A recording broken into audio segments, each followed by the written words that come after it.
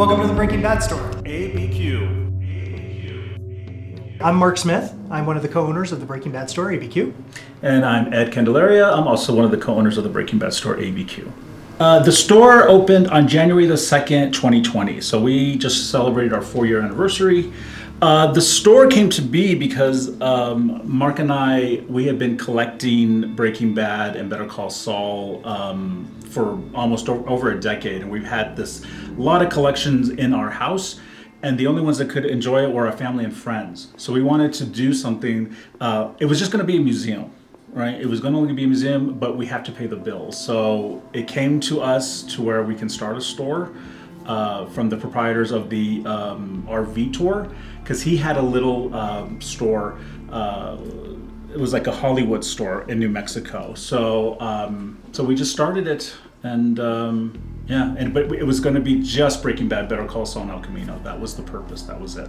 We started out in a less than 600 square foot store, a store/museum where we could only put up 2 wardrobe pieces, and to a 2,200 square foot store museum. Well, we have friends on the cast and crew who have donated stuff to us or given us stuff. Friends who have loaned stuff to the museum. So there's some pieces in the museum that are on loan from other collectors. Auctions around the world. You know, they do auctions and people are selling their stuff. And then part of the tax incentives for New Mexico in the film industry is at the end of filming, they have to donate so much, a percentage of their props and wardrobe and stuff to nonprofit organizations such as Goodwill. To me, some of the rare things that you can see in the museum where you cannot see anywhere else, one of them is my favorite. It's the face-off for Gus. That's the prosthetic. There was only 3 made, so that's very rare. That's one of my favorites. And then, of course, Walt's underwear is also that's a big one for us.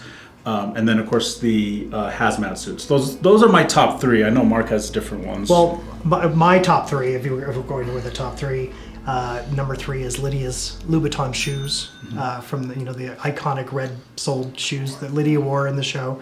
And then we also have from Better Call Saul, we have Chuck's tape recorder from when he taped Saul's Confession. So that's another one of my favorite ones. And then my all-time favorite is there's a wine bottle and glass from Better Call Saul. That was from a very iconic scene. We always say, come into our store shop, but when you come in through those doors into the museum, we want you to feel like you're a part of the show, like you're in the shows. And they do feel it. That's what we want. And a lot of the pieces that we have, it's like, wow, I'm actually there in front of Gus's suit, right? It's good. I love that. All over the world, all over the world. Oh, yeah. We were trying to figure out a way. One of the cool things, we traveled to New York, and the Statue of Liberty, if you've ever been, they have a digital screen that they mark where people are from, and they put them up on the map of the world, and we'd love to get something like that going so we could show where everybody comes from, as far away as New Zealand, Australia, Russia, South Africa. It's like, this is what you get. You get people that come in here and they're crying. You get people in here and they're just, you get these big muscle men, they have all these tats and everything, and they even tell you, I might start tearing up, or they'll say this is the adult Disneyland. Better than NASA. Yeah. They said, we took a tour of NASA and this was better than NASA. Breaking Bad, the best thing Breaking Bad, it put Albuquerque on the map. Tourists, people come for a Blue Fiesta. They come for the Gathering of Nations and the State Fair. But if you talk to the people who come on the off times of those, they come specifically to Albuquerque for Breaking Bad. From around the world, they just mentioned they're going to New Mexico or Albuquerque, and the first thing out of their friends and family's mouth is Breaking Bad, and that's because it's synonymous with Albuquerque and New Mexico. I mean, I'm just saying, it's just iconic, and it makes New Mexico, New Mexico. And Albuquerque itself was a character in the series. Yeah. It was the 6th character. Yeah. You don't really have that with a lot of TV shows. Albuquerque, what Breaking Bad did with Albuquerque and New Mexico was they did their research and they talked to a lot of their crew members who are natives, and they would say, use this street, use this town. You have, make it to where we're not just making up stuff. So when people come, it's like, they're like, oh, I remember that, and it is on this street. It's on Central or whatever. That's what's beautiful about Breaking Bad. They show yes, granted, it's about drugs, and yeah, they show the bad side of Albuquerque, but what they also do is they try to show the good side. They'll show like the vistas and the deserts and the mountains and stuff like that. So people, when they come, they're expecting all of that as well. And these fans they're not only just welcoming and, the love of the show, but we've met many of friends through the fans, through the fans and the people who come into the store. And we always say, if a fan leaves with a smile on their face, then... Well, they already come in with a smile. That's the beauty thing about the store. It's like, we always say, the world out there, it sucks, right? It's like everybody's always, this and that, they're complaining. But when you walk in that door, it's like everything goes out the window. And everybody's just like, oh, wow, and they have this big smile. And when they leave, their smile's even bigger. And we love the young fans. The young fans. It's like, when they're teenagers or they're in their 20s and everything, and they come in and they're not just coming through the museum, they're like paying attention to everything. They're looking at everything. That's when we know it's like, oh, they're the fan. But yeah, they love it so much that they want to be a part of it. They want to be a part of it. And the fans want to be a part of it. Yeah. It's not, and it's not fickle. And, here we are a decade after the show ended, and we're still, They are up there with Star Wars and Star Trek, the Trekkies, they love the show and these two shows. They love them. Vince and his crew knew exactly how to do character development. Mm-hmm. Now with Breaking Bad, yes, there was character development. Better Call Saul had much more better character development, but they knew what they were doing. They knew that they could write this character and develop this character, and then it goes to say, without saying, the actors pulled the characters off, but you cared about those characters. And I mean, come on, you felt bad for Walt, but he's not a good guy. No, he's awful. But people were still like rooting for this man all the way to the end. Are you rooting for this man? You have like these different characters that people just, I don't know, they relate to, or I have no idea. It's okay to love the villain in the series. And you're not supposed to, but we don't say anything. It's fun. I love it. Yeah, can't beat it.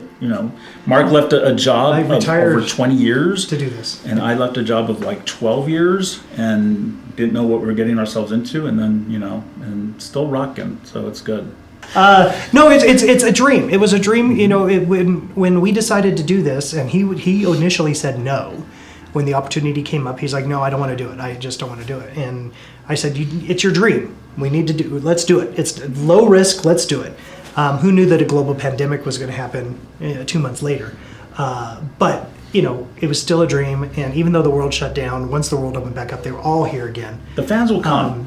And it's one of those times where you have to step back and say, do I do this? Do I take this step? And, even though there's that chance of failure, because people say all the time, well, how long do you think this is going to last? Mm-hmm. I'm like, well, we're 10 years on. It's now part of the American iconography.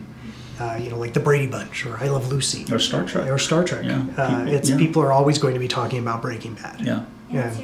And it's here in New Mexico. It's New Mexico. People are like, is there any other store? It's like, no, it can only be here. It has to be here. It's the only place it works is New Mexico. And in Old Town, we enjoy it so much. Yeah. It's because, we do it for the fans, and we do. If the fans, and that's what we always say, if we didn't have to pay for the rent, this entire thing would be museum. Yeah. So. You want to know what you have to do? You have to tell me what's really going on right now. Today. No more excuses. No more apologies. No more of these obvious, desperate breakfasts. Well, it's the people who come into the store are always in a good mood, and the big fans, people who are super fans, it's a lot of fun to talk to them. And that's probably the best thing, are the people who come in the store. And the people come from out of the country still, just to see Breaking Bad locations and Better Call Saul locations. So it's always a lot of fun. It's very interesting. We have a good time here. You know what? I've met people, I've had friendships, made friends from when they did the Fan Fest about a little more than 10 years ago. That's when I met Mark and Ed, and I've made friendships that will last for the rest of my life. So that's really the most important thing to me. Who would think that a television show would have such an impact, at my stage of my life, to be, making all these friends. And it's really nice. These are people that I will remain friends with for the rest of my life. So I was in the second to the last episode, the waterworks, and I was in the elevator with Kim when she, in the black and white scene when she goes back to the courthouse. Yeah, that was a lot of fun, and Vince Gilligan was directing it, and so I got to watch him, and that was just like, it was amazing. You know, it was so cool. In the museum, my favorite thing is Gus's, the prosthetic they used for that face-off that's right behind you, because it's so unique. So I really like that. That's awesome. That he has up with the picture. They took it to a Comic-Con. I don't know if they told you. They took it to a Comic-Con, and whenever he put it up by his face, everybody started taking pictures. They said everybody was just crazy about it. So I think that's because it's the most unique thing. And I do like, even though it's kind of creepy, I like the bust of Walter. Mark and Ed know so many of them, and they met pretty much almost all of them. When they come here to do meet and greets, they're always very, very nice.